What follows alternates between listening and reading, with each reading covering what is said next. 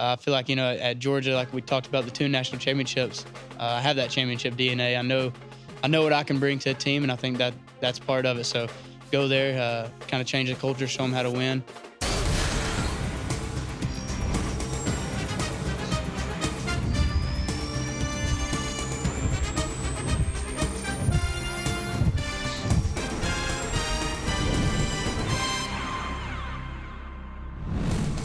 Welcome into another special edition of the NFL on Fox podcast. I am Dave Helman, and as we've been doing throughout the spring, we're continuing our look at this 2024 NFL draft class by talking to the guys themselves. We got the prospects on hand.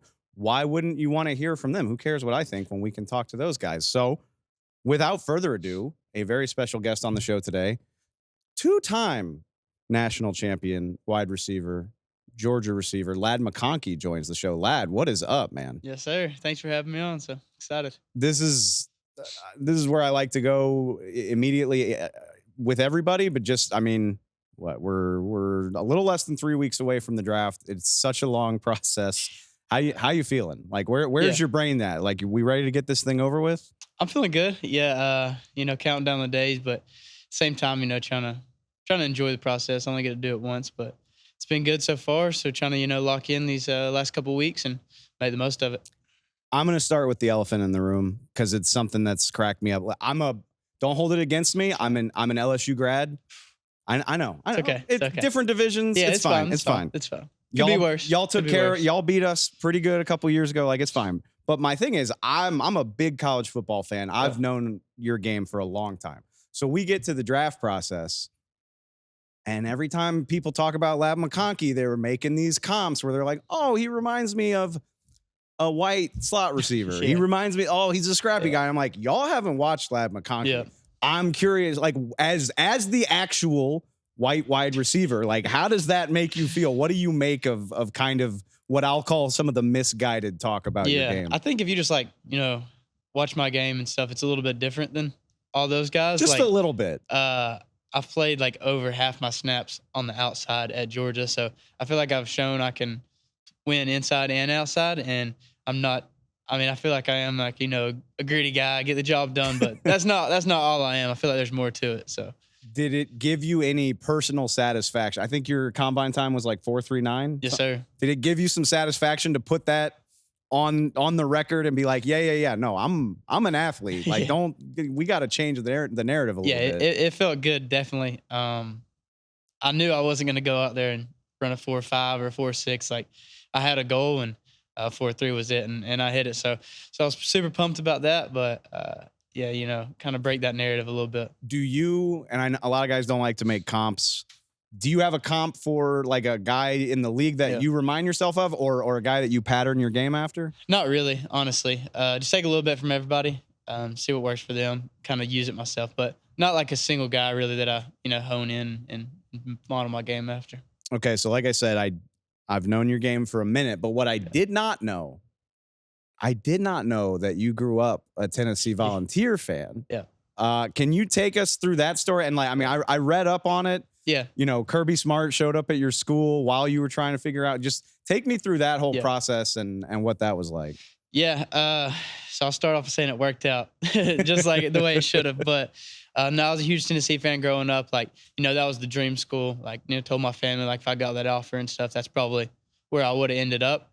But, they ended up kind of already offering the guys that they wanted for that class. And my recruitment started so late, so I didn't get that offer. And shoot, it worked out. So I went to Georgia, and best decision.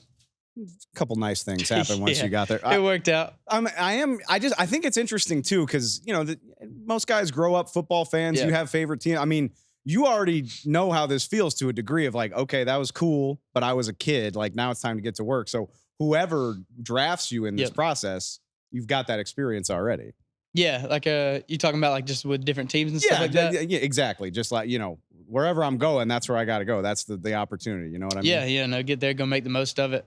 I feel like, at Georgia, like we talked about the two national championships, I have that championship DNA. I know what I can bring to a team, and I think that's part of it. So go there, kind of change the culture, show them how to win, because I feel like that's something we did at Georgia. I was going to ask you about that too. I mean, it was a minute for Georgia to get over the hump from Yeah. 1981. Yep. And, it was like 40 years or something. Kirby, and I'm not talking trash, but Yeah. it was something the Georgia program really wanted. And Yeah. Kirby Smart, obviously, to Yeah. be there and not just win one, but to go back to back. I mean, what Sure. your development and you know, championship Yep. DNA, what was that process like? Especially coming in, like you said, coming in late, didn't play a lot your freshman year, growing into a key Yeah. piece of those teams. Yeah, I really went there and, you know, got developed the way I thought I needed to be. And it worked out. All the players, we all balled in.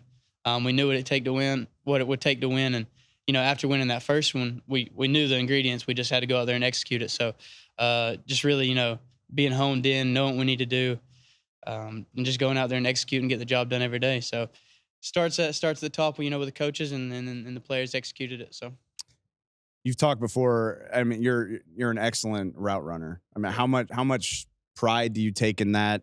Do you see that as the thing that's going to translate the best at the next level? Yeah, well, I'm playing. If I couldn't run routes, I feel like I'd be playing the wrong position. So, but no, I feel like definitely it'll translate from college to NFL. Played against some, you know, really good talent in the SEC already. Not saying it's. I mean, of course, it's going to get better going to the next level. But I feel like going against the guys in practice every single day, going against you know, players from Bama, Auburn, LSU, like all those guys, I feel like it'll definitely translate to the next level. I'm curious, and I'm certainly not asking you to talk any trash or anything, but like it's one of the narratives of the year is like, this is a crazy receiver class. Yeah. From I mean, there's 24 of y'all. What do you make of some of the guys that are coming out this year? And your place in it. Yeah. I don't, you know, I wouldn't say that you're like a forgotten man, but Yeah. maybe, you know, maybe you're like the fourth guy listed. How do you feel about that? Does that motivate you at all or anything like that? Yeah, I mean, those guys are phenomenal. Like we have some really good receivers coming from, you know, being around them all at the Senior Bowl Combine. Like those guys are really good. But I also feel like I am as well, and I can compete with any of them. I feel like I bring my own set of, you know, traits that they might, and they might bring their own that I don't. But one thing is just being at Georgia, I think is that it can change it. Like they set us up. I mean, we know how to win there, and I feel like everybody wants to win a Super Bowl. There's a handful of programs, and Georgia's one of them, where I'm like, you're probably going to be okay. Yeah, yeah. The talent you went against, what they ask of you there, I think it's probably. There's a reason we have, you know, 15, 12 guys drafted every year. I would guess. Yeah, I would guess. Which, speaking of which, all right, I mean, you're a player, but I'm going to ask you to be a scout because the other big guy in this draft class from Georgia, not the only one, but the big guy, Brock Bowers. Obviously, I thought you were gonna say Mims. I was like, he is actually quite a big guy, Yeah. Marius Mims. Yeah. Like I said, there's 10 of y'all any given year, but Brock Bowers, the other pass catcher, I should say, in this draft class from Georgia, a very unique guy. I mean, he plays tight end, but you know better than anybody that doesn't really do justice to it. He can play running back, receiver, whatever. Can you talk me through that a little bit? Just what NFL teams will be getting in that guy? Yeah.